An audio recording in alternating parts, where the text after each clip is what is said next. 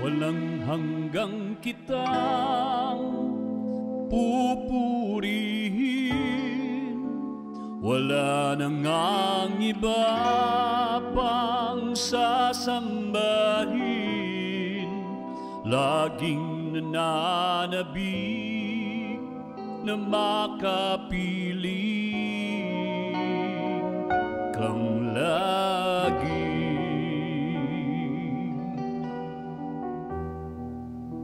Walang hanggang kitang pupurihin,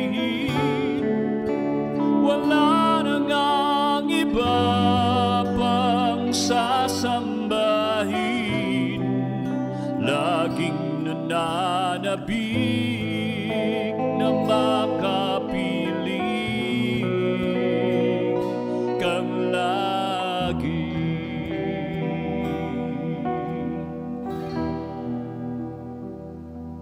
Ako'y nauuhaw sa'yo,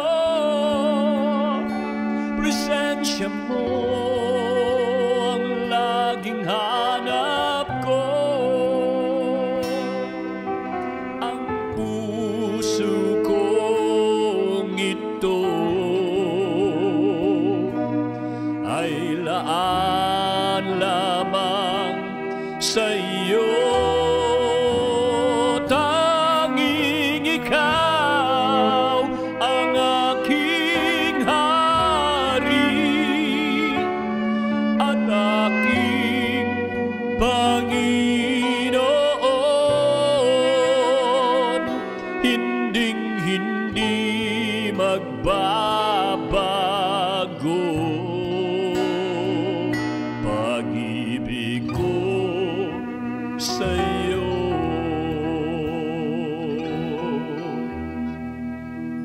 Walang hanggang kitang pupurihin, wala na ngang iba pang sasambahin.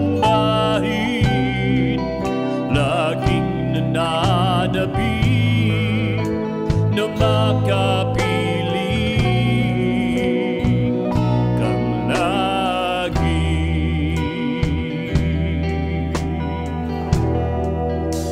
Walang hanggang kitang pupurihin, wala na ngang iba pang sasambahin. Laging nananabik na makapiling kang lagi.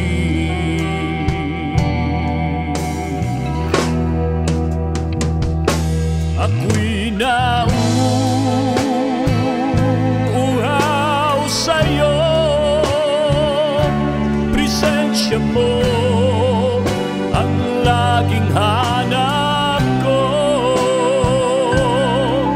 Ang puso kong ito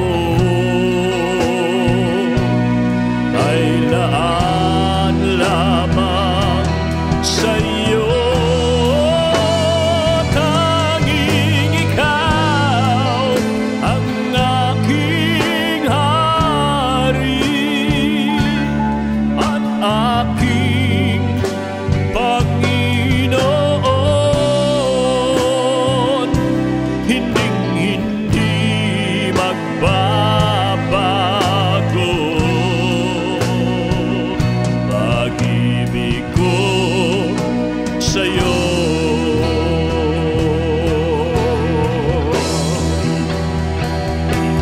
Ako'y nauuhaw sa'yo, presensya mo ang laging hanap ko. Ang puso kong ito ay laan lamang sa'yo.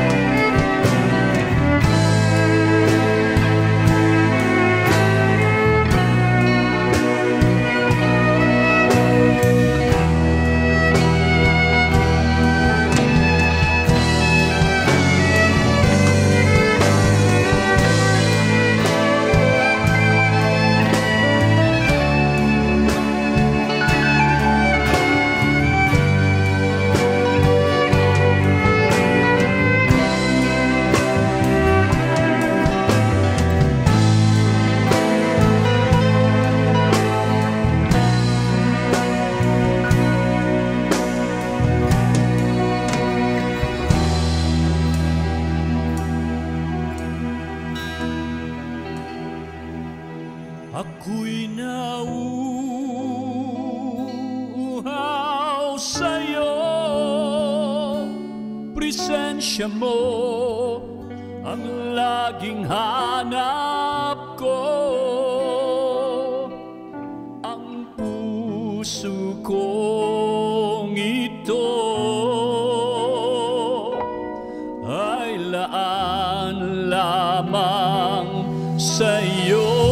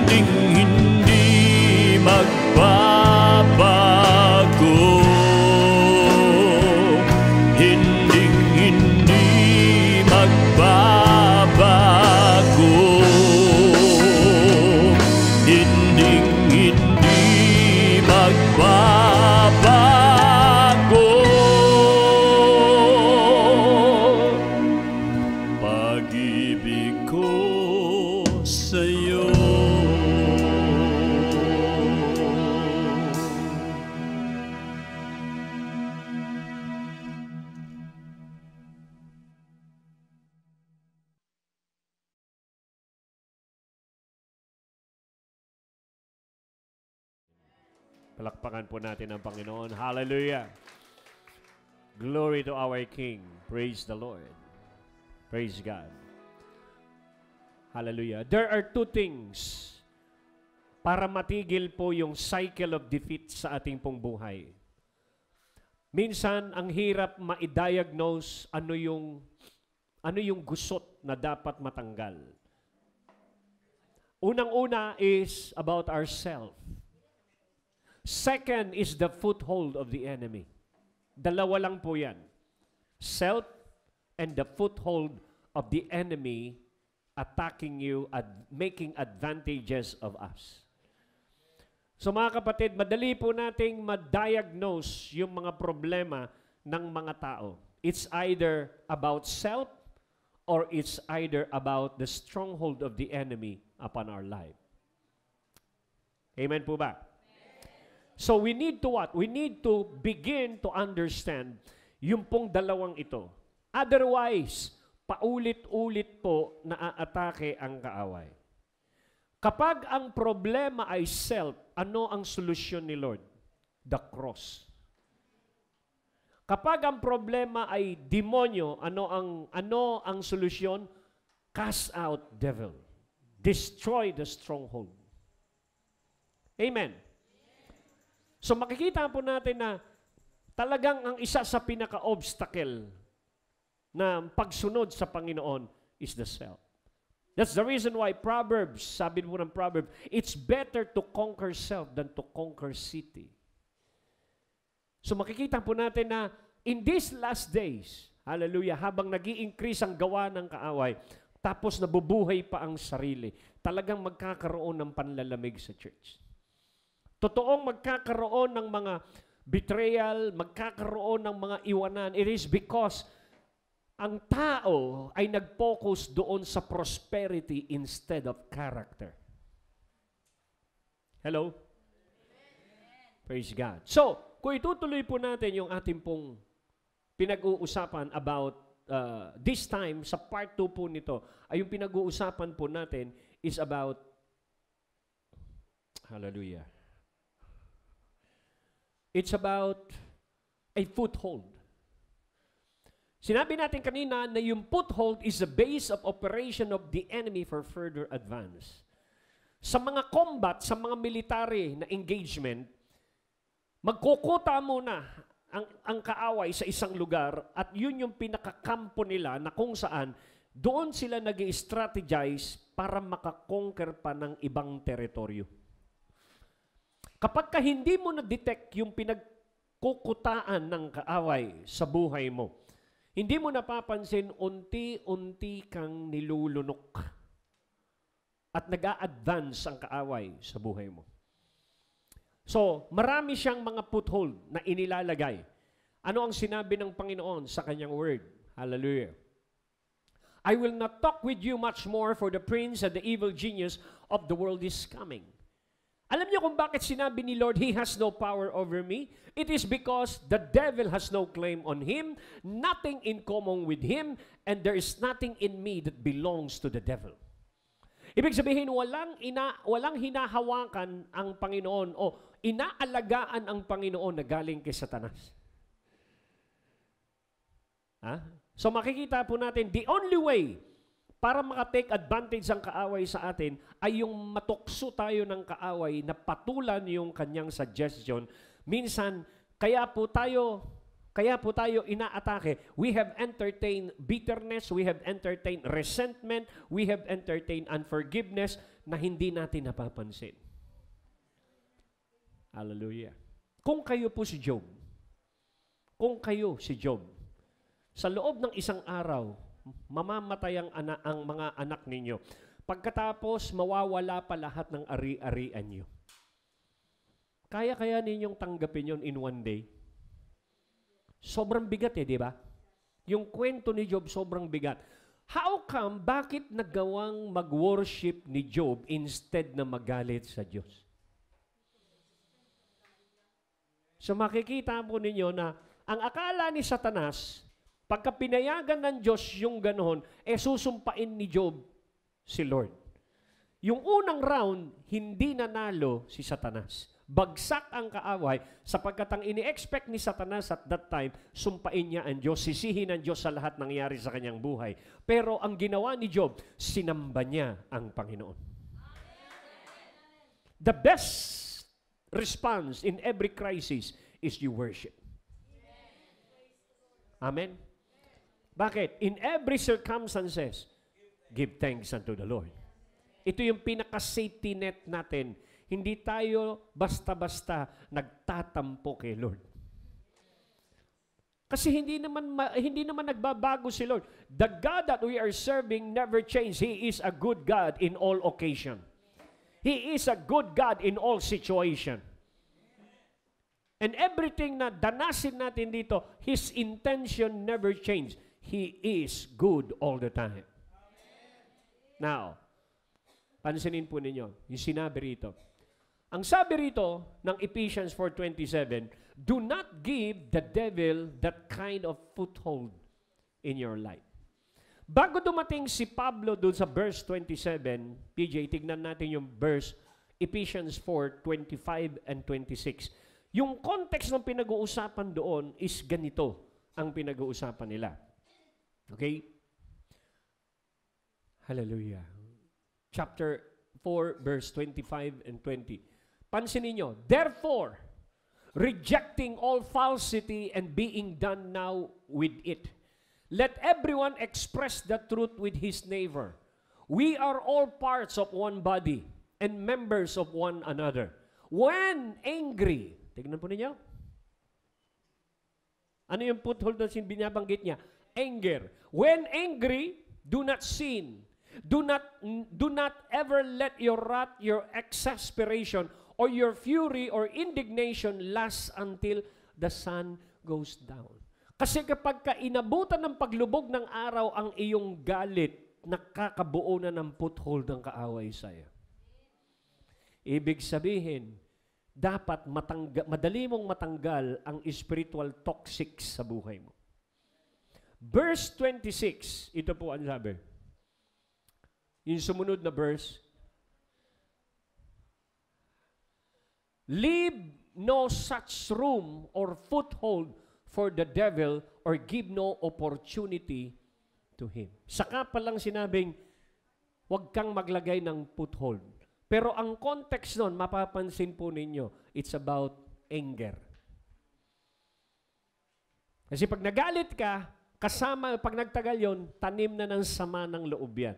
Hanggang sa palala na ng palalaya, hanggang sa magiging bitterness na yan. Hanggang sa magiging anger, hanggang sa magiging vengeance na yan, maghihiganti ka na. Hanggang sa ikaw na yung sinisira, galit ka dun sa kaaway, pero ang nasisira, ikaw. Biri mo, yung kinagagalitan mo, yung kinaiinisan mo natutulog ng mahimbing, ikaw hindi. Di ba napaka-unfair? Kaya kapag nagkaganon, what will happen? Nagkakaroon ng stronghold o foothold ang kaaway sa buhay mo na hindi mo napapansin. Sabi mo sa iyong katabi, give no room for the devil. Di ba? Okay, let's go to the ating ano. So, keep Satan from getting the advantage over us, for we are not ignorant of his wiles and intention. Ano ibig sabihin nito? Kapag ka ikaw daw ay lumaban, alamin mo kung ano ang intention ng kaaway sa'yo. Nireveal ni Lord. Sa John 10:10, sabi niya, the thief come but to steal, to kill, and destroy. Nanakawan ka, papatayin lahat ng may buhay sa Diyos sa'yo, papatayin niya ang devotion mo, papatayin niya ang oras mo, lahat ng may buhay patungkol sa Diyos sa'yo, gusto niyang patayin. Hanggang sa ikaw ay ma-destroy. To destroy means to melt. Mawasak ang iyong relasyon kay Lord hanggang sa mandamay ka pa. Amen? So, makikita natin dito na si Judas, paano siya ng Judas? Kung ang kwento, susubaybayan mo sa Book of Luke, nagsimula yon nung buhusan ng babae ng pabango si Lord.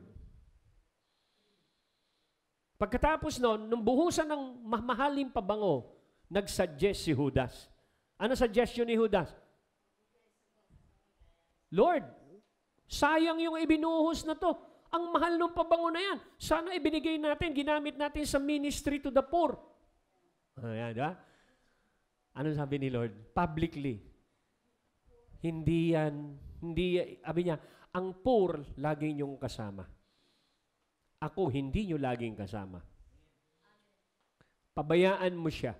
So, para bang yung suggestion niya na baliwala, kung susundan niyo yung kwento, that night, nagpunta si Judas sa mga chief priests para i-connive at i-betray si Jesus. Ano nagdala sa kanya doon? Sama ng loob. Sumama yung loob niya. Hello? Kaya bago ka i-betray ng sino man, meron po yung tanim ng sama ng loob. Hindi ka pwedeng huhudasin kung wala ng sama ng loob sa'yo. Hallelujah. At hindi ka rin manghuhudas, magbe-betray kung hindi rin masama ang loob mo. Nasa yung stronghold? Nasa sama ng loob. So, doon pumasok, di ba, ang kaaway? And the devil entered into the heart of Judas. Pumasok. Hanggang sa nagtuloy-tuloy na, hanggang sa lumala. So, dito, pinag-uusapan natin how the foothold of the enemy will be the launching pad for further attacks sa buhay mo. Yung isa, pinag-usapan natin kaninang umaga, ang isa sa ginagamit ng kaaway ay ikaw. At ang solusyon para matalo mo siya sa self is crucify yourself. Dito, dinadiagnose mo naman, ano naman yung naitanim niya sa'yo at yun yung kanyang dahilan. Bakit siya paulit-ulit na nagbabalik sa'yo? Sabi ni Jesus, there is nothing in me that belongs to the devil. Therefore, the devil has no power over me. So walang kapangyarihan ng kaaway sa iyo kung wala kang iniingatan na galing kay Satanas. Hello? Naalala po niyo the parable of the good seed and the bad seed? Di ba? Anong sinabi? Lord, mabuting binhi ang tinanim namin sa kanila. Bakit tumubo yung mapanirang damo? Anong sabi ni Lord? Anong sabi ni Lord? Anong sagot niya? Bakit daw nakatubo yon? Ang enemy ang may kagagawa nito. The enemy has done this. Kung babasahin ninyo yung parable, why the enemy got the chance na makapagtanim? Kung babasahin po ninyo yon, the watchman sleep while they are sleeping. Sabihin mo sa yung katabi, huwag kang matutulog. ibig sabihin ng while they are sleeping? Ibig sabihin, hindi sila naging conscious spiritually, hindi sila naging active spiritually, lumaylay yung kanilang guard. Ibig sabihin, hindi sila nakapag-ingat sa paggagwardya, humina yung prayer life nila, humina ang Word of God sa kanila, humina ang fellowship sa kanila. So what happened? Dahil nang hina, nakatulog ka. Doon yung time na nakapagso ng seed ang kaaway. Kaya ang sabi ng Panginoon, what I say unto you, I say to everyone, watch. Magbantay kayo, maggwardya kayo. Bakit? Na hindi mo napapansin yung kapatid mo natataniman na. Hindi mo napapansin yung nasa likod mo natataniman na. Kaya sabihin mo sa iyong katabi, magbantayan po tayo. So anong ibig sabihin ng magbantayan? Kailangan natin ang isa't isa. Bakit? Merong mga time na merong kang mga hindi nakikita na ano ka na pala, may tama ka na pala. Rin mo? Inatake ka na pala, hindi mo pala alam na inaatake ka kasi ang atake sa'yo nasa likod. Galaw ka ng galaw, pero meron kang pana na nakatama sa likod mo, may tama ka. Hindi mo nakikita, sinasabi sa'yo ng kapatid mo sa likod, may tama ka sa likod, pahinga ka muna. Bakit? Bunutin mo yan. Wala akong tama, wala akong tama. Dinidinay mo na wala kang mali, walang dapat i-correct sa'yo. Bakit? Kasi ang tama mo sa likod, normally, ang arrow of pride sa likod. Kasi, bulag ka na tignan na meron kang pride. Ang taong ma-pride, hindi niya alam na siya'y mali. At minsan, kahit mali na siya, hindi niya tatanggapin na siya'y mali. Sabihin, wag mo kong i-correct. Bakit? Tatay mo ko. Wag mo ko i-correct. Pastor ako. Hello? Diyan ba kayo? Minsan, yung mga posisyon natin becomes what? Pag hindi natin iningatan yan, minsan nga doon sa Bulacan, yung dati kong kasama na tinetrain ko lang, naging bishop.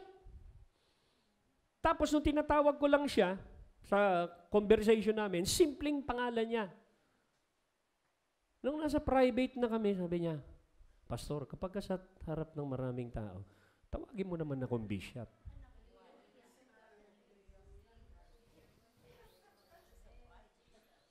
Hallelujah.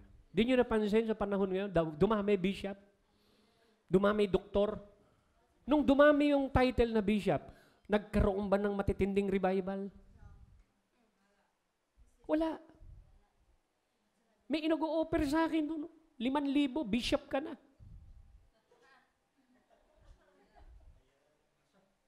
Kaya pala dumami yung bishop na ibenta yung title. Hindi ba kademonyohan yan? Tatawagin kang bishop. Ba't mo ko tatawagin bishop? Alam niyo ibig sabihin ng simpleng pangalan na bishop sa Bible? Elder. Yun lang ibig sabihin, no? Diba? Sa chess nga, iba ang takbo ng bishop eh. Yung takbo ng bishop sa chess, puro tagilid yun. Tagilid. Hindi diretso. Di pawn na lang ako. Diretso pa ako. Pagdating sa dulo, mapopromote pa akong queen. Oh. Kaya minsan kapag minahal natin yung ating position, more than doon sa tunay na pagkakatawag ng Diyos sa'yo, minsan nakakabulag yung position. Sabi mo sa iyong katabi, huwag kang mabulag ng position. Alam mo yun, i-over-magnify ng diablo yung position mo. Every time na tinatawag kang bishop, talaga pumapalakpak yung tenga mo.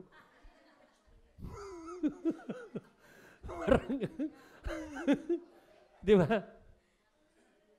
Kasi minsan yung tao, nasa nature ng tao, yung lagi kang gusto mo, parati kang pupurihin, parati kang babatiin, di ba? Gusto mo yun eh. Gusto ng tao yun eh. Yun yung kailangang mamatay. Yung self. Amen? Napansin ninyo minsan, sa sobrang blessed ng mga miyembro tuwing Sunday, Pastor, blessed na blessed ako sa'yo. May kakamay siya, blessed na blessed ako sa... Another Sunday, Pastor, blessed na blessed ako sa'yo. Blessed na blessed ako sa'yo. Ikatlong Sunday, siya na naman.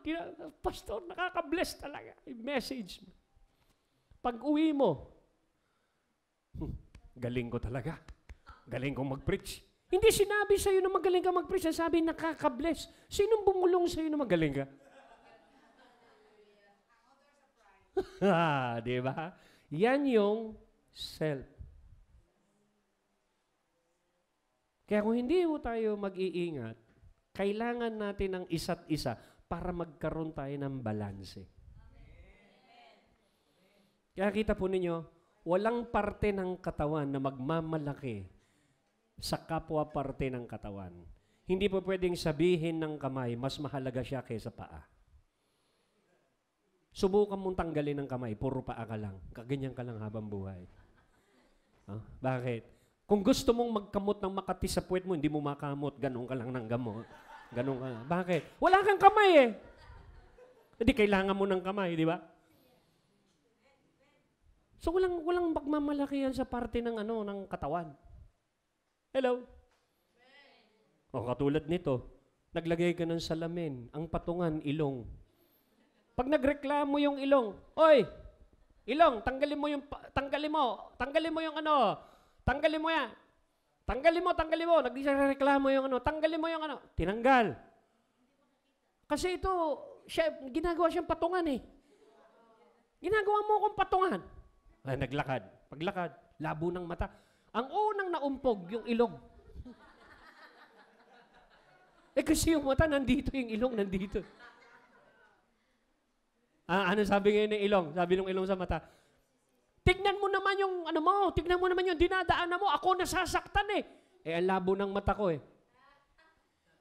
Bakit lumabo mata mo? Hindi ko alam eh. Kailangan ko ng salamin. Kaso pinatanggal mo yung salamin. Nagrereklamo ka. Bakit kita pinapatungan? Sabi nung ilong. Bangga ng bangga. Sige na nga, ibalik mo na nga uli yung salamin mo. Yan. Ay, maliwanag na tingin ko. Hindi na ako mababangga. Hindi ka na masasaktan. Hello? Kailangan natin yung isa't isa. Minsan nagmamalakihan yung parte ng katawan. Sabi nung isa, importante ako. Ako ang bibig. Dito pumapasok ang pagkain. Sabi nung mata, importante ako. Pag ako nawala sa inyo, madilim ang buhay nyo. Ibig mo yun, nagre-reklamo sila. Sabi naman nung tenga, pag hindi kayo nakarinig, wala kayong instruction o leading. Tama rin siya. Tapos mayroong isang sumingit, yung labasan ng dumi. Sabi niya, ako ang importante. Sabi, nagreklamo yung mga parte. Tumbong ka lang eh. Rectum ka lang. Paano ka naging importante? Tinuya nila ng tinuya. Nasaktan. Nagsara.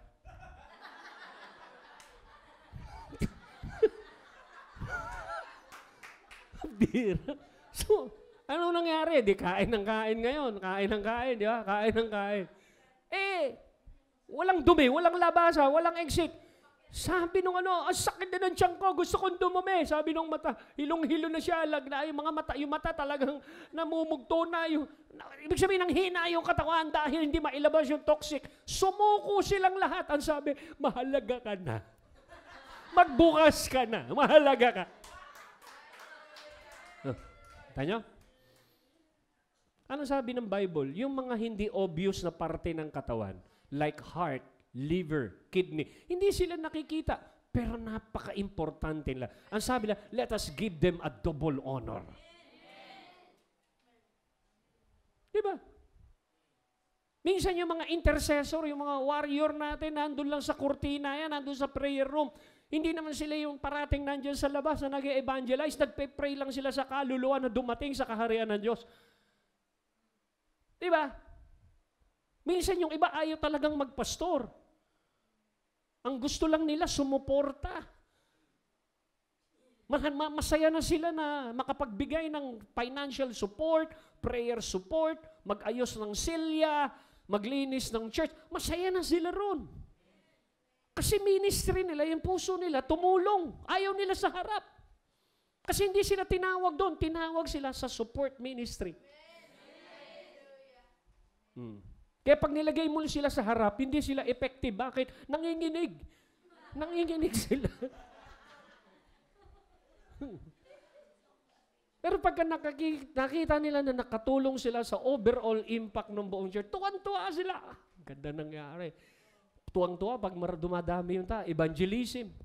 Naisip niya, nakatulong ako dyan. Bakit? Ako ang nagluto ng pagkain ng workers. Tuwan-tuwa na sila. Meron mga ganyang dinesign ng Panginoon sa body. That's why we need one another. Sabihin mo sa iyong kapatid, kailangan kita. Diba? Hallelujah. Tingnan mo natin.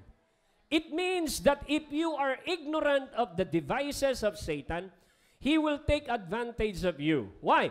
Ignorance is no excuse in the spiritual world.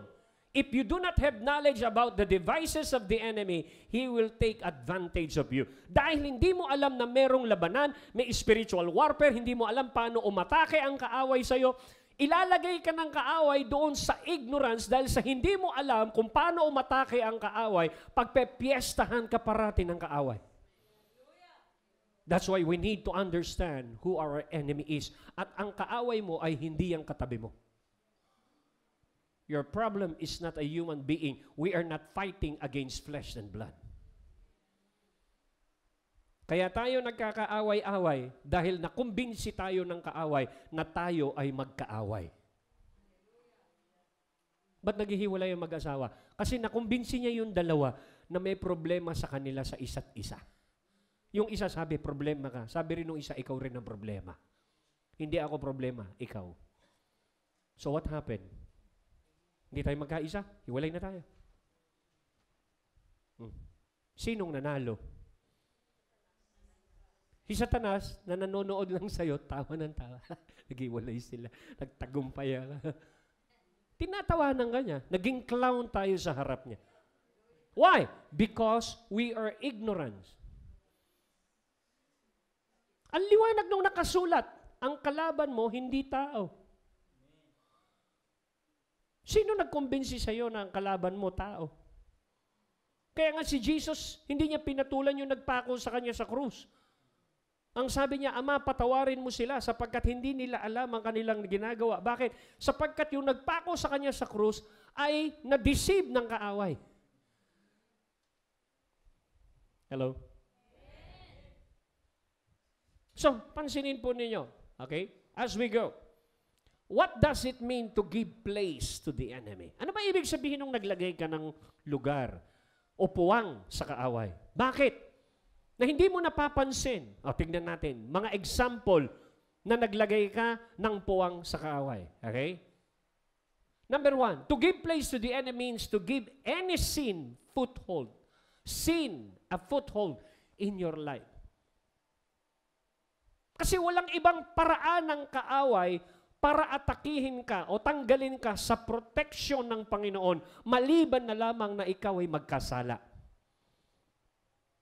Ano ang nangyari kay Eva at Adan nung nagkasala sila? Ano ang unang nilang na-realize? Sila ay nakahubad. Ano ang unang nawala?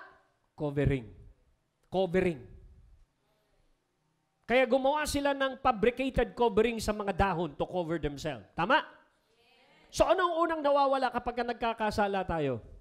Covering. At kapag wala ka ng covering kay Lord, yun yung time na pwede ka na niyang atakihin. Yun yung nangyari sa chapter 1 of Job. Ang sabi niya, bakit hindi mo i-lift up ang iyong covering, ang iyong shield kay Job? At atakihin ko siya. Tignan ko lang kung pupurihin ka pa rin yan. Kung hindi, susumpain ka niyan. Ano ginawa ni Lord? Ni-lift up. Sabi niya, huwag mo lang gagalawin ang kanyang buhay. Ibig sabihin, May utos si Lord na hindi pwedeng pagpiestahan ni Job ng atakihin si Job. Merong limit na inilagay si Lord. Is it right? God put a limit to the attack of the enemy over the life of Job. Sabi niya, okay, gawin mo yan, pero huwag mong kukunin ang kanyang buhay. Hallelujah. Pansinin niyo, many people are looking for the enemy outside, but the enemy has already entered inside. Nandun na sa kanilang kaluluwa, nasa utak na nila, minemeditate na nila ang kaisipan ng kaaway na hindi nila napapansin. Nasa puso na yung kanilang kaaway. The hate is already there. The anger is already there. What shall you do? Hallelujah. To give place to the enemy is to allow the enemy to gain entrance into your life. To give place to the devil means to eat at the dining table of darkness. Those who are addicted to partying should pray that they do not end up eating poison. Diba? Karamihan ng mga nakikisalamuha sa mundo, nako-contaminate. Hindi nila alam. No? Marami. Even in the US, sa ibang lugar, pag nakikiparty-party ka, yung baso mo nilalagyan ng poison, nilalagyan ng pampatulog ng kaaway. Pagising mo, na-rape ka na.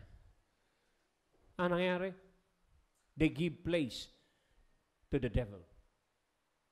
Nakikipag-fellowship. Ano sabi ng Bible? Do not be equally yoked. So, hindi ka nakikipag-fellowship. Hindi ka nakikipamatok sa mga unbeliever. To give place to the enemy is to allow the enemy to construct a building in your life. If you do not want the building to continue, you break down and stop the construction. Alam niyo, ang kaaway parang nagbi-build up siya minsan sa iyong imahinasyon ng mga bagay na ikatatalo mo. Minsan meron kang evil imagination about yourself. Minsan binubulungan ka na wala kang kwenta, wala kang maaabot na success, wala ka, ganyan ang buhay mo, hindi ka yayaman, hindi ka giginhawa, habang buhay kang mahirap, habang buhay kang ganyan. Minsan ina-entertain mo yon until ka-entertain mo, nag-amen ka pa. O nga, kasi grade 1 lang inabot ko, no read pa ako. Ina-entertain mo minsan yung mga ganong kaisipan na nandun na sa loob. Na hindi mo pansin, nandun na sa loob mo. Umaalingaw-ngaw yung mga sinabi ng tao sa'yo. Pabalik-balik, wala kang kwenta. Pero isang beses lang sinabi, paulit-ulit sa utak mo, wala kang kwenta, walang kwenta, walang kwenta. Pero isang beses mo lang narinig yun. So makikita po ninyo, may binibuild ang kaaway sa iyong buhay. Dapat, wag mong hayaan na maibuild yun. Basagin mo ang pundasyon ng kaaway. Let us pull down the stronghold, demolish. Kasi yung mga nagtatayo ng ganyan, no? Para yang squatter sa isang pag-aari. Halimbawa, ikaw may pag-aari ng lupa. Ha? Nag-allow ka ng isang squatter. Eh, mapapansin yung isang bahay, dumami. Minsan gano'n yung kaaway. Yung kaaway, minsan isang tot lang. O, isang tot lang ang inalaw mo sa utak ng lupa ng utak mo, isa lang. In-entertain mo, biglang dumami. Hanggang sa nag-ugat lahat yung kaisipan na yon. Mga squatter yon sa utak mo na kailangan mong i-demolish. Hello? Na hindi mo napapansin, bakit sila nag-ugat? Kame-meditate mo. Kakaulit mo, nag-uugat sila. Kaya kahit gabi na, tulog ka na, naiisip mo pa rin sila. Bakit? Lumalalim yung pagiging squatter nila. Pansinin niyo mga squatter, pag pinalayas mo yan, lalaban. Hindi naman kanila yung lupa, pinaalis sila, lumalaban. Ganon din minsan, pag binubunot mo na yung maling kaisipan, lumalaban. Yung self nagre-reklamo. Hindi, tama ako eh. Mali sila. Hindi, tama ako. Kasi nakabaon sa'yo. Praise God. Andiyan ba kayo? Kaya minsan, may mga karanasan ka. Nung bata ka, na-abuse ka, yung ganito, paulit-ulit, hindi na tatanggal sa'yo. At ginagamit yun ng kaaway sa'yo to condemn you, to make you feel unworthy of yourself. Minsan natutulala ka na lang, umiiyak ka. Kasi na-entertain mo yun. Basagin mo yung building na yan. Na inerect ng kaaway, matagal na. Kasi pag hindi mo yan nabasag, paulit-ulit lang yung condemnation ng kaaway sa'yo. Paulit-ulit lang yung atake ng nightmare, hindi ka magkakatulog sa gabi. Paulit-ulit lang yung ikaw ay natutulala. Lagi kang tumitingin sa malayo, wala ka naman tinitingnan. Hello? So, to give place to the enemy is to allow satanic exchange of your destiny. A destiny can be changed. When someone goes to a fortune teller to foretell his future, and the fortune teller see that he has a colorful destiny, he will end up stealing his virtue. Minsan nagpahula ka. Hindi mo napansin, nag-open ka ng doorway sa kaaway. Hallelujah. Meron ka bang ginawang ganyan? Merong isang Kristiyano, nagpunta sa isang saloon. Ang saloon na yon nakalagay, Mermaid Saloon. Pangalan pa lang, mermaid eh. So yung gumagawa ng kanyang buhok, nagwawash ng shampoo, is a witchcraft. Hanggang sa nag-release ng witch spell sa kanya. Ano ang pinaka-point of contact? Yung buhok. Nagsimula siyang managinip ng gabing yon hanggang tuloy-tuloy yung panaginip niya. Tataka siya bakit may ganun. Nakakapanaginip siya ng mga horror. Saan siya huling nagpunta? Sa witchcraft, Mermaid Saloon. Hindi po lahat ng lugar ay pupuntahan nyo. Minsan, may mga witchcraft po doon na pwede kayong atakihin. Na maapektuhan, matanggal ang virtue ninyo dahil nag-open kayo ng pintuan para sa kaaway. Hello? Alam niyo ba kung bakit minsan nagko-crossover ang sumpa ng Panginoon sa isang generation? Kasi hindi naputol. Hindi nila naputol yung generation na yun.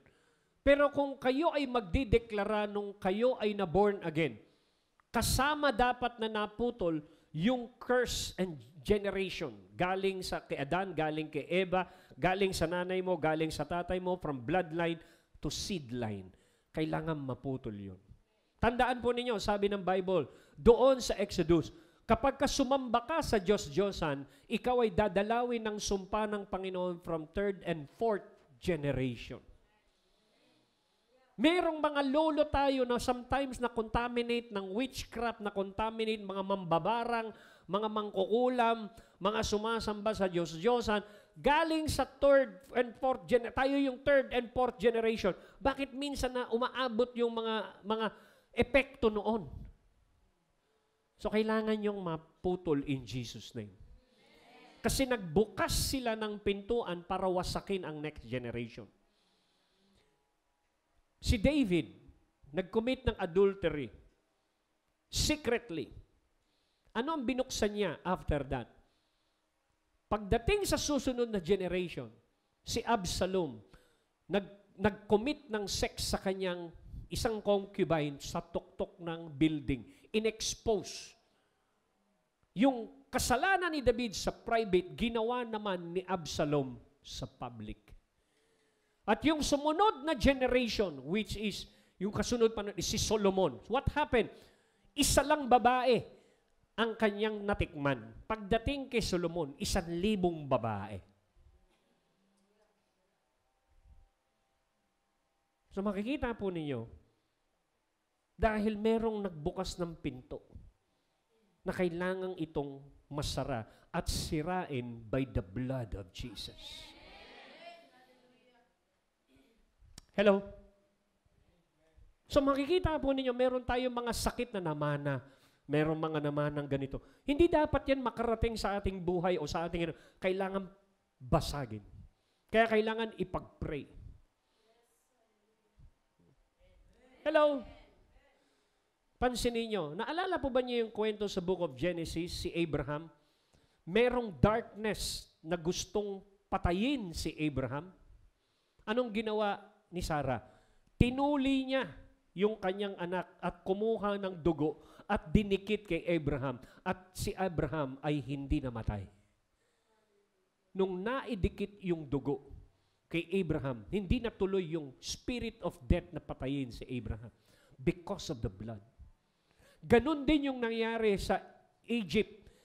Yung firstborn papatayin, pero hindi napatay ang firstborn ng Israel because they were covered by the blood. That's why there's power in the blood. Kaya nitong basagin ang lahat ng sumpa ng kaaway sa ating buhay. Kaya nitong isara at pahintuin ang lahat ng sumpa. That's why the life of Christ guarantee our victory. Hallelujah. So, ano pa yon? To give place to the enemy means to give in to worry and anxiety. The moment na ikaw ay nag-aalala, nagkakasala ka na. You give in to worry and anxiety. Why? The Bible says, let not your heart be troubled. Believe in God, believe also in me. To give place to the enemy is to run the race that did not ask you to run. When you get involved in what you should not tamper with, the enemy has the right to ensnare you. Alam niyo, meron pong isang businessman gustong magpastor. Ano nangyari? Nagkasira-sira yung kanyang business. Kasi hindi naman siya tinawag magpastor. Meron naman pastor, gustong mag-business. Nasira yung church. Bakit? Kasi hindi naman siya tinawag na maging businessman, kundi magpastor. Sabihin mo sa iyong katabi, huwag kang tumakbo kung hindi ka tinatawag ng Panginoon na tumakbo sa lugar na yan. Ha? Hello? Sabi mo sa iyong katabi, huwag mong ipagpilitan ng gusto mo. Sabi mo sa iyong katabi, yakapin mo yung gusto ni Lord. Eto, makinig kayo. Makinig kayo. Si Jacob, nagkagusto kay Rachel. Tama? Anong nangyari sa istorya? Si Leah talaga ang intensyon ng Diyos kay Jacob. Kaya nagkaanak siya kay Leah, di ba? Nagkaanak. Nung marami ng anak si Leah, no? Naisip ni Jacob, mahalin ko na nga itong si Leah, marami na akong anak. Tama? Nung minahal niya si Leah, si Rachel nabuntis. So ano makikita natin dito? Sa dulo ng istorya,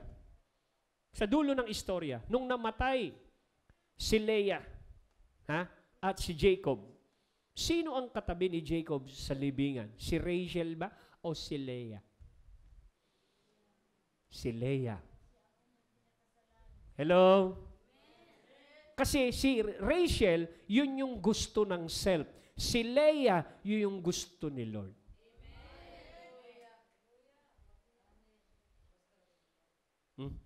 Di ba? Naintindihan po natin? Kaya kapag hindi mo minahal yung gusto ni Lord, sarado ang womb ni Rachel. Hindi magbubunga si Rachel. Bakit? Kasi hindi naman siya yun talaga na nakadesign sa'yo. So, to give place to the enemy is to run the race that God did not ask you to run.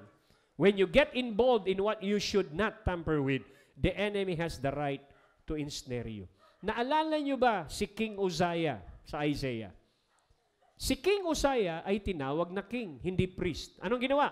Pinakaalaman niya yung trabaho ng saserdote o ng priest. Nagsunog siya ng kamangyang sa templo. Paglabas niya, puno na siya ng ketong. Bakit? Kasi hindi naman siya tinawag na priest. Si King Saul, tinawag siyang hari, inanoint siyang hari. Pinakialaman yung sacrifice ni Samuel. Anong nangyari? Sabi ni Lord, nireject na siya as king. Sabi mo sa iyong katabi, huwag kang pasok ng pasok. Ha? Hello? Kasi minsan, pag hindi mo narinig ang leading ni Lord, instead na mapaganda buhay mo, napapariwara ka. Ha? Hello? Ito pa. To give place to the enemy is to eat the bread of sorrow. Kapighatian. You engage. Tinolerate mo ang kahirapan. To give place to the enemy is to allow bitterness into your life. Do not be bitter against anyone. Number 10, to give place to the enemy is to open your mind to wandering spirit. There are many people who do not concentrate during prayers. Why? Because they give place to the wandering spirits. Hindi makakonsentrate. Nagpe-pray ka, tapos ang utak mo nagsha-shopping. Hindi ka makakonect. Hindi ka makakonect. Nagpe-pray ka, nagliliwaliw ka sa iba't ibang lugar. Minsan nasa Singapore ka. Wandering spirit. Give place. Di mo na you're giving place to the enemy. Number 11, to give place to the enemy is to live a powerless life. Biri mo, binigyan ka ng Panginoon ng resurrection life. Binigay niya sa iyo ang authority. Binigay niya sa iyo ang kanyang pangalan. And yet, you have yielded, nakumbinsi ka ng kaaway na wala kang magagawa. Na sinabi sa iyo, ikaw ay powerless. Kaya minsan nag-amen ka, oo nga, powerless ako, wala akong magagawa. Ang sinabi ni Lord sa iyo, you can do all things through Christ who strengthens you. Kaya minsan, nadidisib tayo ng mga kaisipan na wala tayong magagawa, pero meron pala. Niloloko ka lang ng kaaway. Kaya pag hindi ka umakto to live a powerful life, you are giving place to the enemy. To give place to the enemy is to live a life that lacks the fire of the Holy Ghost. Bakit nagkaganon?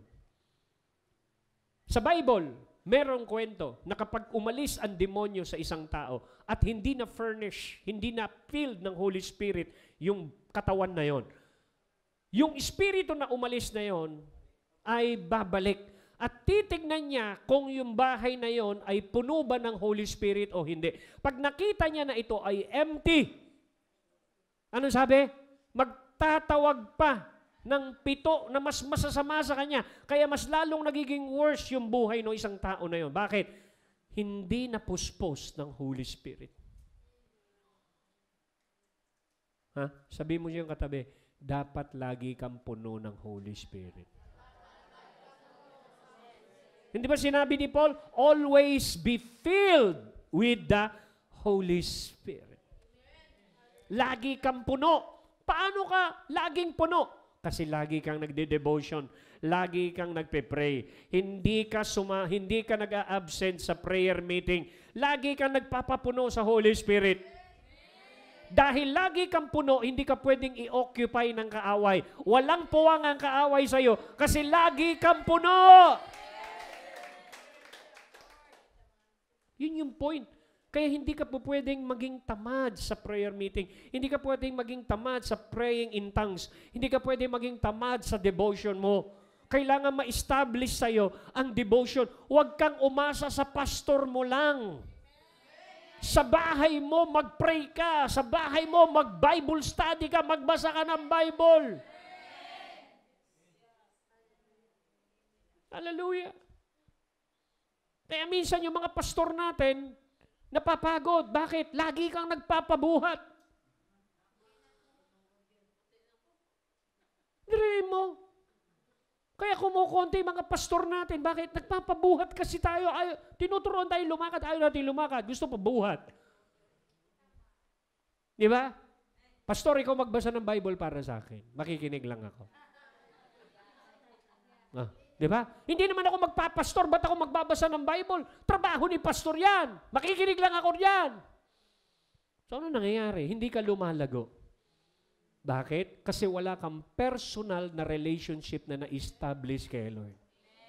Ang gusto mo lang makinig sa pastor, ayaw mo ma-establish na makinig personally kay Lord sa devotion mo. Di ba? Ba't hindi mo turuan ang mga miyembro mo na mag-devotion personally?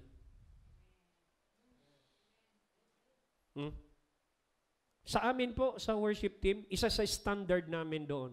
Hindi pwedeng tumugtog yan kapag walang devotion. Hanggang sa ma-establish ang tamang devotion ng mga worship team, hindi yan pwedeng tumugtog. Bakit? Wala ka naman relationship na ano kay Lord, tapos tutugtog ka. Meron ba kayong mga standard sa inyong mga worship team? Sa amin, hindi pwedeng tumugtog hanggat hindi tapos yung basic. Meron kaming basic. Pag hindi natapos yun, hindi na-develop yung devotion, hindi sila pwedeng tumugtog. Bakit? Hindi nila naintindihan ng kanilang ginagawa na ang ministry, hindi lang yan tugtog. Nagme-minister ka kay Lord. Kaya yung mga worship team na walang standard, walang devotion, lumalaki ulo pag nandito na sa harap. Pinapalakpakan ng tao si Lord, pero ang pakiramdam nila, sila yung pinapalakpak. Nakapikit kasi sila eh. Kunyari, nagwo-worship, hindi. Pinapalakpakan si Lord, pakiramdam niya, galing ka. Galing ko.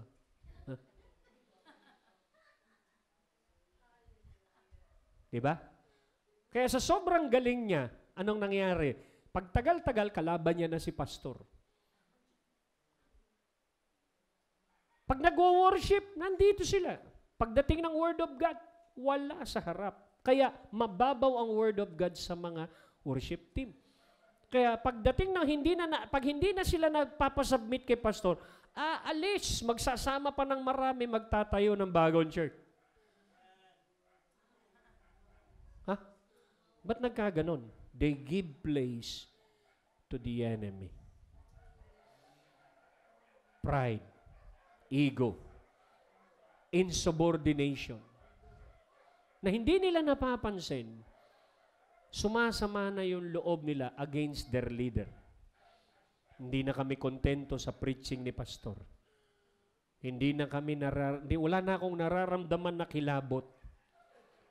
Kilabot? Pag nagsi-CR ka nga, kinikilabutan ka eh. Parehas lang yun. Nabubuhay ka sa kilabot? Di ba? So, makikita nyo, to give place to the enemy is to show no resistance to the enemies that are fighting you. Hindi ka lumalaban. Hindi ka nagra-rise up as a warrior in the army of God. Sabi mo sa iyong katabi, kailangan mong lumaban. Ang isang tao na walang ipinaglalaban will render carnal. Hindi siya magiging spiritual kapag hindi siya marunong lumaban. Kasi pag hindi mo ipinaglaban ang righteousness, ang holiness, ano ang bagsak mo pag hindi mo ipinaglalaban ang holiness? You will be carnal. You will be worldly. Hindi mo makokorek yung gumagawa ng masama sa paligid mo. Bakit? Kasi hindi ka marunong ipaglaban ang grounds of holiness, ang grounds of righteousness sa buhay mo. Kaya i-render ang iyong spiritual life as carnal kasi hindi ka lumaban. There are 3 W's in heaven, wala pang tao. Number 1 is the Word. Number 2 is worship. Number 3 is warfare. Merong archangel sa Word, that is Gabriel. Merong archangel sa worship, that is Lucifer. Merong archangel sa warrior, that is Michael. Wala pang tao, meron ng 3 W na napaka-importante na stronghold ng langit. Word, worship, and warfare. Kapag itong 3 ito ay mababaw sa loob ng church, yung church na yan mahina. Kapag yung 3 ito mababaw sa buhay mo, mahina kang Kristiyano. Mababaw ka sa word, Mababaw ka sa worship, mababaw ka sa warfare. Hindi mo alam yung mga ugat na yun na kailangang mag-ugat sa'yo. Madali kang bumigay sa hamon ng buhay. Hallelujah. Are you here? Si Jesus Christ at 12 years old, ang galing-galing sa word. Natagpuan siya sa templo, nakikipagdiskusyon sa mga elders. Namamangha sila at 12 years old sa wisdom na ipinakita ng bata. 12 years old. Ibig sabihin, malalim siya sa word. Anong ginagawa niya? Tuwing umaga, nagpe-pray. Gabi, nag-overnight mag-isa. Malalim sa worship. Malalim sa prayer. Pinalayas niya si Satanas. Get behind me, Satan. Be gone, Satan. He is a warrior. Itong 3 W ito, naka-built-in. Stronghold sa kanya. Ganon din sa'yo dapat. Malalim ka sa word, malalim ka sa worship, malalim ka sa warfare. Pag hindi mo kinultivate yan, makakapasok ang kaaway. Maiisahan ka niya. Ilang churches ngayon nadaya ng mga deceptive doctrine? Marami. Si Kibuloy nga kinoronahan na ni Gloria Macapagal. Hari. O, di ba? Kalokohan niya. Di ba? Siya daw yung designated son of God. Di ba? That is deception. Anong comment niya kay Loren Legarda? Sabi niya, Loren Legarda, sinusuportahan mo ang NPA. Binoto pa naman kita. Oh. Naloko rin siya, ni Legarda. Ba't hindi niya nalaman na, bumuboto pala to sa NPA? So, wala ring discernment siya. Bakit niya binoto yun? So, paano siya naging designated son of God?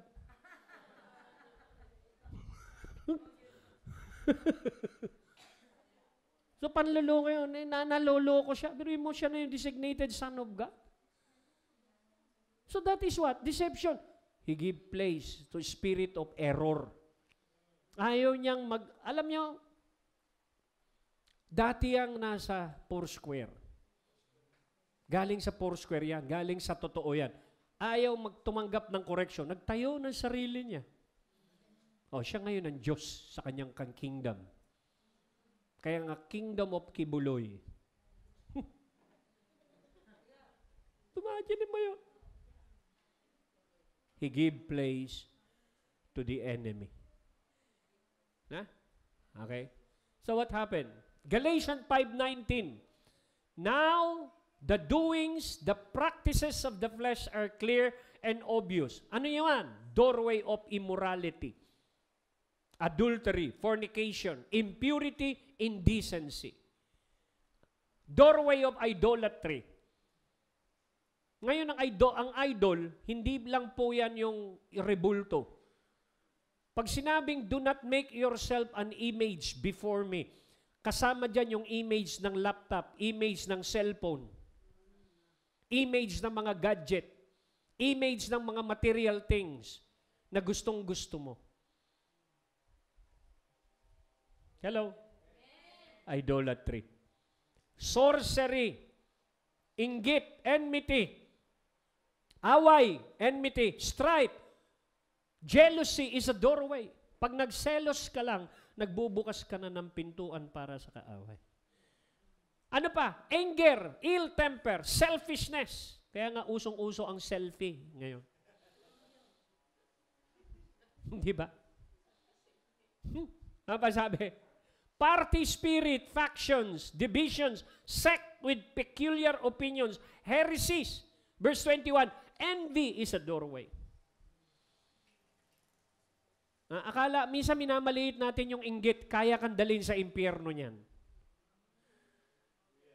Akala mo, adultery nga makapagdadala sa impyerno. Hindi, yung hindi mo pinapansin na inggit, kaya kang dalhin yan sa impyerno. Yan ang kasalanan ni Satanas, inggit. Bakit? Gusto niyang maging Diyos. Ano pa? Drunkenness, carousing, and the like. I warn you beforehand, just as I did previously, that those who do such things shall not inherit the kingdom of God. Hindi mo raw mamamana yung paghahari ng Diyos. Why? You have given in to that kind of sin and doorway at opportunity ng kaaway na maglaro sa iyo ang lahat ng yan. So, paano yan hindi mangyayari? Crucifixion. Mamatay sa sarili at pag nakita mong nataniman ka ng kaaway, i-cast out mo siya in Jesus' name. So, dalawa ang problema. Self, ang solusyon dyan, crucify self, the cross. Ang answer para sa problema sa self ay cross. Ang answer para sa problema sa demonic attack is what? Destroy the foothold and cast out devil. Palayasin mo ang mga squatter ng kaaway sa buhay mo. Ito maraming naintindihan ngayon. Hallelujah. So makikita po natin dito na kapag nagda-diagnose po kayo ng problema sa church, dalawa lang ang pwedeng solusyon yan. Self or demonic. Alamin nyo kung ano yung naging dahilan ng foothold at nag-take advantage ang kaaway. Bakit kayo ginulo? Bakit ginulo ang church? Amen? Okay. So, how to deal with the enemy that is already inside? Ngayon, paano mo i-deal yung enemy na nakapasok na sa'yo, naka-infiltrate sa utak mo, naka-infiltrate sa iyong puso? How? Number 1, repent for every known iniquity and sin. Alamin mo, Lord, patawarin mo ako sa aking nagawang pagkakasala, anuman yun. Kung anuman yun, Lord, patawarin mo ako. Kung kasinungalingan, Lord, patawarin mo ako sa pagsisinungaling. Kung envy, Lord, nire-renounce ko ang envy. Kung jealousy, Lord, inire-renounce ko ang pagsiselos. Hello? Repent. Hate the enemy with perfect hatred.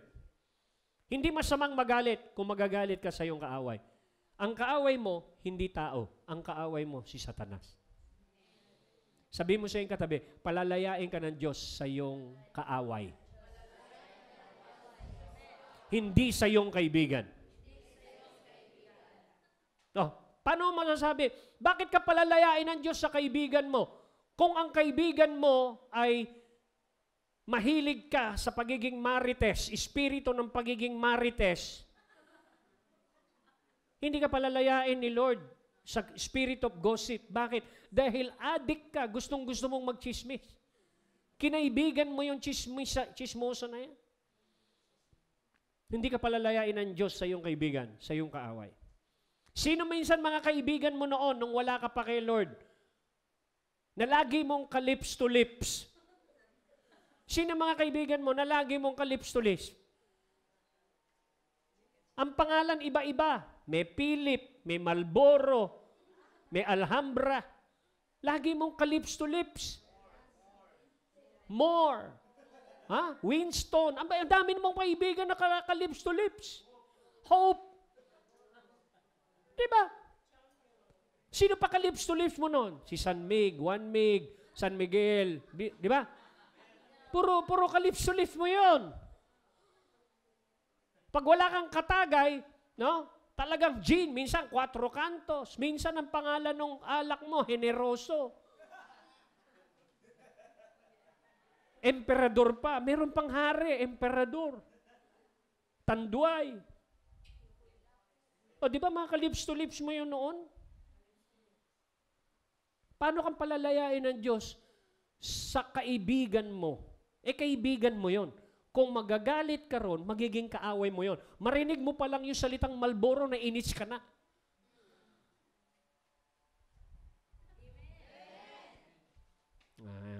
Di ba? God will deliver you from your enemies, not from your friends.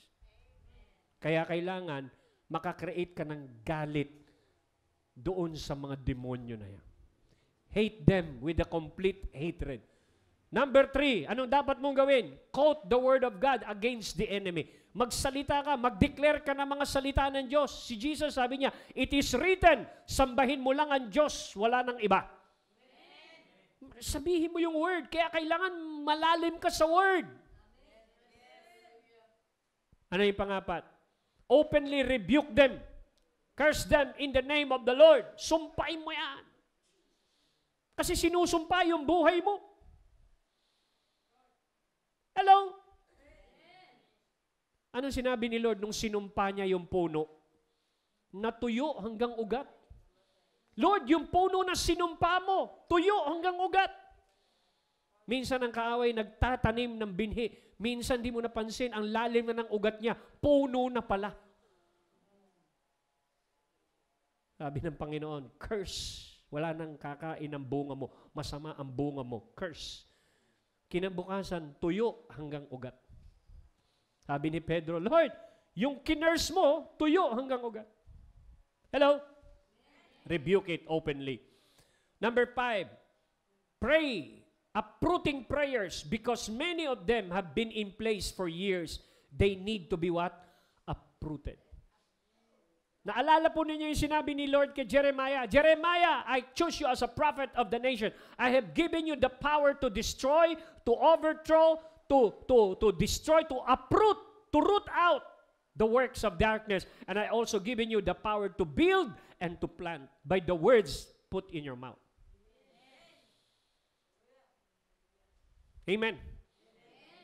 Kaya minsan, natatakot ang kaaway sa'yo dahil meron kang ganitong klaseng authority at power, meron kang kapangyarihan magdeklara at mabago ang buhay mo. I-declare ang pangako ng Diyos, i-declare ang word ng Panginoon na mapulpil sa buhay mo, sa iyong life. Meron kang kakayahan na mabago, malandscape ang ating buhay. Kayang baguhin. That's why God said to you and me sa Joshua 1:8, let not this book of the law depart from your mouth, but you meditate on it day and night, that you may know what is written therein, that you may do kung ano yung dapat mong lakaran. Then, you will have what? Good success. So, ano sinasabi nun? Do not allow my law depart from your heart. That is what? Speak God's word. Do not allow my word na mawalan ng puwang sa iyong isipan. Meditate my word day and night. Sa iyong mind. Think God's word. So that you could do. Ano ibig sabihin ng do? You could obey, you could walk. Ibig sabihin, act on God's word. Speak God's word, think God's word, do God's word. And then, papasok ka doon sa end result. Then, you shall have good success. Merong equation for success. Iba, gusto nila automatic yung success. Hindi nagbabasa ng Bible, walang word of God sa heart, walang word of God sa mouth, walang word of God sa mind, walang word of God sa obedience. Paano ka pupunta sa success? Hallelujah. Sabi mo sa iyong katabi, tignan mo ang spiritual routine mo. Meron ba tayong spiritual routine? Nagbabasa ka ba? Nagme-meditate ka ba? Nag-worship ka ba? Na-establish ba yan sa buhay mo, sa iyong personal life? Kung hindi, establish mo na. Huwag tayong pabigat sa ating mga pastor. Okay. Anong dapat natin gawin? Ano ang mga prayer points? Number 1. Ito mga prayer points natin. Number 1. Every stranger of darkness in the temple of my life must die in the name of Jesus. Lahat ng hindi dinisign ng Panginoon na nakapasok sa buhay, kailangan patayin. It must stop operating in your life.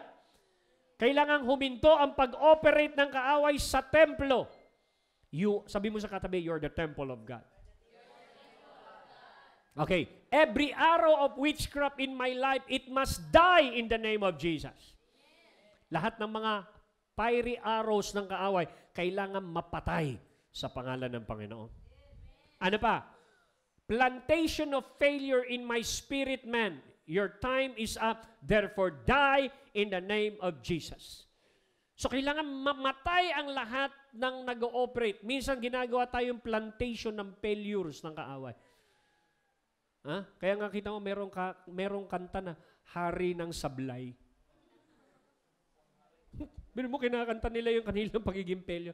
Ako ang hari ng sablay. Biro mo, dami yung pwedeng kantahin, yung pa. Hallelujah. Di ba? Ang tingin niya, plantation ng failures. Tanggalin natin yan. Ipapatay natin yan. Ipa-cut off natin yan sa Holy Spirit and let that spirit of failure die in the name of Jesus. Every environmental witchcraft, die in the name of Jesus. Every satanic exchange of my destiny, be nullified in the name of Jesus. Kasi minsan, hindi mo napapansin because of your carelessness, yung firstborn right mo na ipagpalit mo na pala na hindi mo napansin. Parang si Jacob, tsaka si Esau. Sa sobrang gutom ni Esau, pinagpalit niya yung kanyang birthright. Ano sinabi niya? Ano ba naman yung birthright? Ano pakinabang ng birthright pag nagugutom na ako? Ano ang kanyang niyakap? Yung desire nung kanyang tiyan more than doon sa plano ni Lord sa kanya. Dinispise ni Esau ang plano ng Diyos. Kaya yung blessing napunta kay Jacob. Kaya paglabas ni Jacob kay Laban, mas mayaman pa si Jacob kaysa kay Laban dahil doon sa blessing na napunta kay Jacob. Hello? So makikita natin, ito yung dapat po natin gawin. Bago tayo magmerienda at magtapos sa isang session pa na parating. No? I want you to identify yung mga nabuksan ninyong pintuan. I want you to identify yung foothold ng kaaway. And begin to speak against it in the name of Jesus. At sabihin mo sa kay Lord na, Lord, putulin mo na ito, wasakin mo ito sa aking buhay. Lord, ano pa man ang binuksan ng aking mga magulang na pinto, bakit nagkakaganito ang aming buhay, ipaputol mo kay Lord. In the name of Jesus. They overcame the enemy by the blood of the Lamb and by the word of their prophetic declaration. Are you here? Mga kapatid, kung meron kayong nasabihan o nagdeklara kayo na nagsalita kayo ng pabigla-bigla against sa mga lingkod ng Diyos, ipalinis natin yung ating mga salita. Na hindi natin napapansin, meron tayong mga comments sa kanila. Linisin natin. Bakit? Kasi naging stronghold yun ng kaaway. Tandaan nyo, we are sowing with our words, sow with our action. What we sow, we reap. At kung ano pa yung mga hindi po natin napansin, no? Hindi tayo lumaban, nag-give in tayo sa sorrow, nag-give in tayo sa kasinungalingan ng kaaway, hindi tayo lumaban, naging passive tayo, mag-repent po tayo sa ating mga magawang pagkukulang. In-entertain natin yung pag-quit, yung pagbabackslide, panlalamig. Ipasurrender natin kay Lord ang lahat ng mga yan. At paglingkuran natin ng Panginoon na nag-aapoy ang ating buhay. Nag-aapoy ang ating puso. Are you here? Now let us all bow our head. You begin to pray right now. In the name of Jesus, let there be a thorough cleansing in the house. Lord, magkaroon ng thorough cleansing. We are the temple of the Holy Spirit. Holy Spirit, search our heart. Like David said, search my heart, O God. Create in me a clean heart. Take not your Holy Spirit from me. In the name of Jesus right now, start renouncing the spirit of hate, anger, resentment. Lord, kung inalaw namin ng bitterness sa aming buhay, patawarin mo kami. Lord, right now, cut the curses of the enemy, mga witchcraft, mga generational curse ng aming mga magulang, ng aming mga lolo, sa sideline, sa bloodline. Lord, putulin mo ito in the name of Jesus.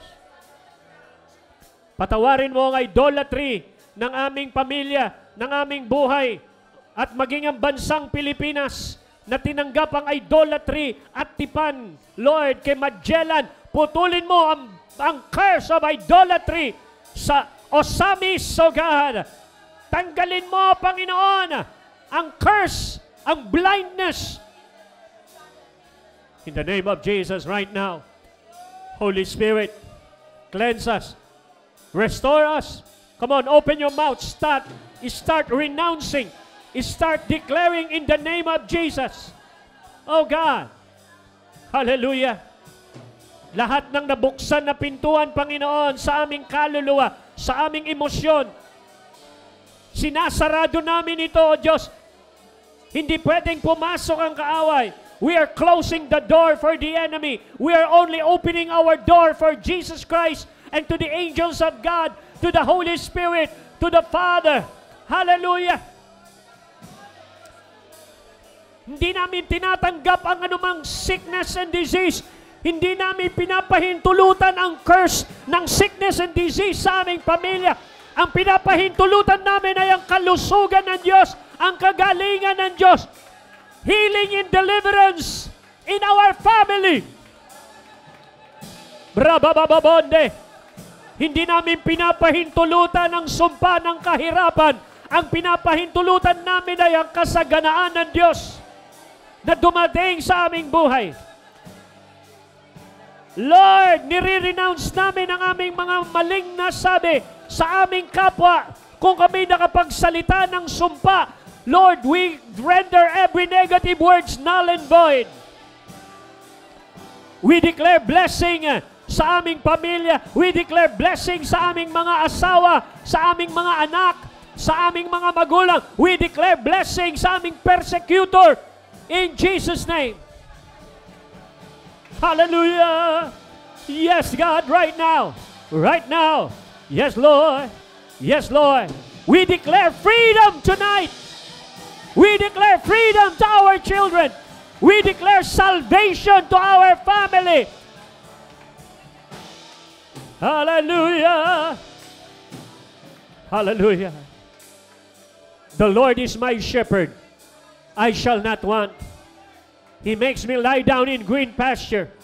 He leadeth me in the path of righteousness for His name's sake.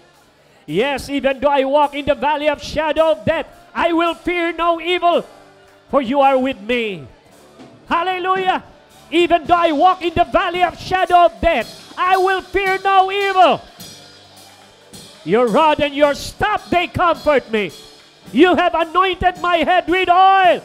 You have placed a table of blessing before me in the presence of my enemy. And I will dwell in the house, in the presence of the Lord all the days of my life. Surely goodness and mercy will follow me all the days of my life.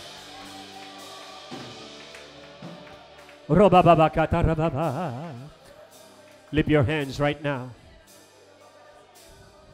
Wini-welcome namin, Panginoon, ang iyong mga anghel sa aming bahay.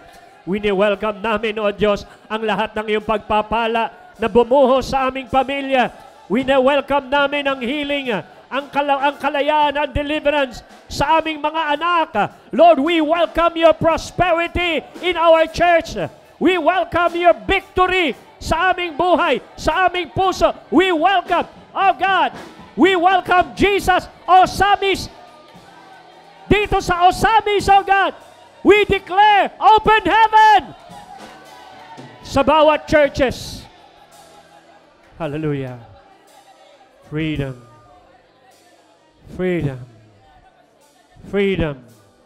Receive freedom. Receive freedom. Receive deliverance. Receive victory. Receive prosperity. Receive healing. Receive salvation.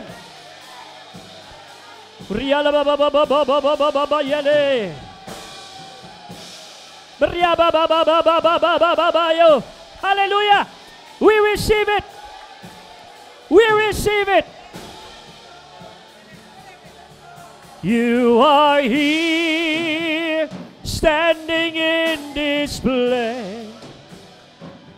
I worship you. I worship you. You are here, moving in this place. I worship you. Yes, I worship you. Waymaker, miracle worker, promise keeper, light in the darkness. My God, that is who you are. Yeah! Waymaker, miracle worker, promise keeper, light in the darkness. My God, that is who.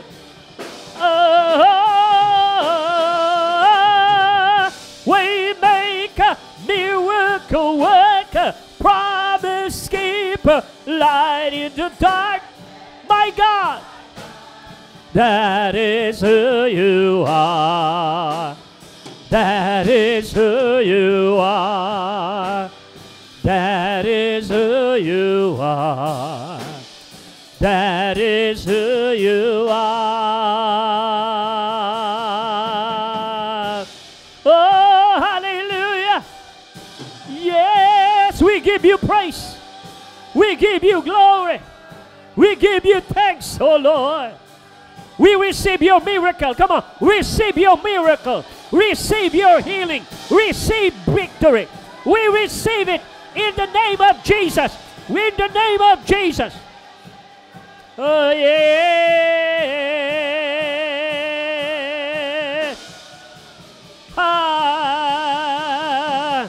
Even when I don't see it, you're working.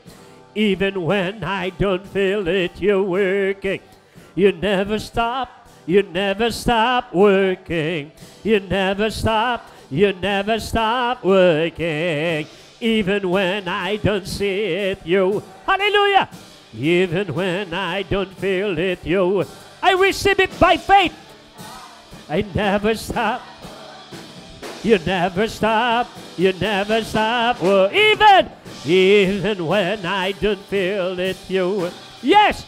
Even when I don't feel it, you never stop. Never stop. You never stop. Do you believe it? You never stop. You never stop working. Waymaker, miracle worker, promise keeper, light in the darkness. My God, that is who.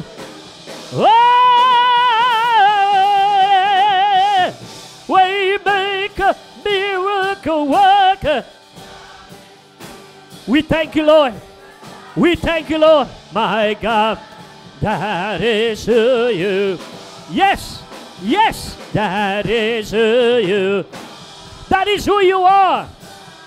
Who you are. That is who you are. Who you are. Forever He is glorified. Forever He is lifted high. Forever He is risen, is alive. Do you believe He's alive? Come on. He's alive. He's alive. Forever. Forever He is glorified. Forever. Jesus is lifted high. Forever. He is risen, is alive, is alive. How great is our God. Sing with me. How great is our God. And oh, we'll see how great. Oh, yes. How great is our God. Come on, declare. He's a great God. How great is our God. Sing with me. How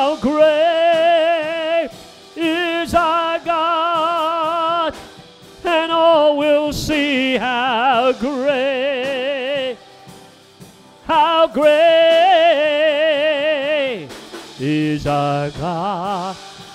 Your name is above every name. Every knee will bow, every sickness will bow. Oh, your name above all names. You are worthy of our praise. You are worthy of our praise. And my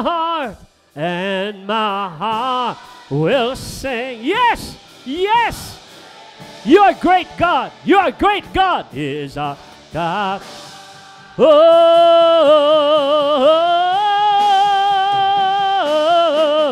how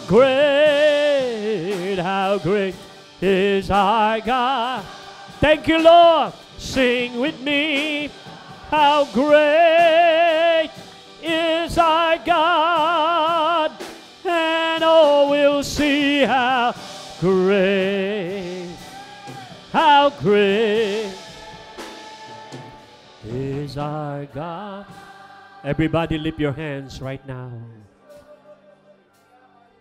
Just lift your hands. Stay. Ooh, feel them. Ooh, receive the grace. Ooh, receive the strength right now. Receive that anointing.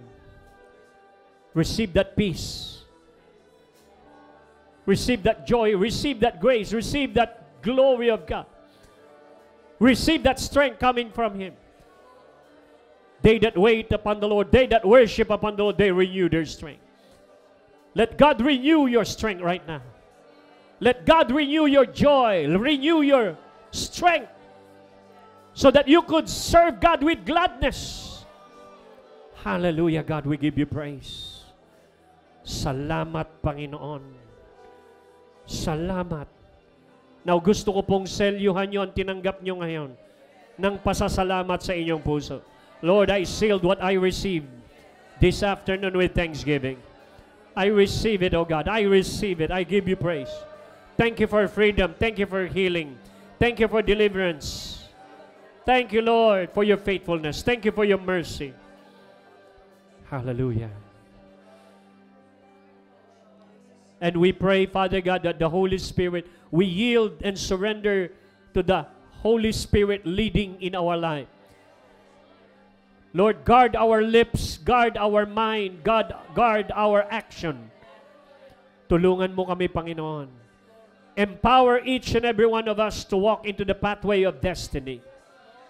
Na hindi kami liliko sa kaliwa o sa kanan, but we will go straight to your destiny na inassign mo sa amin.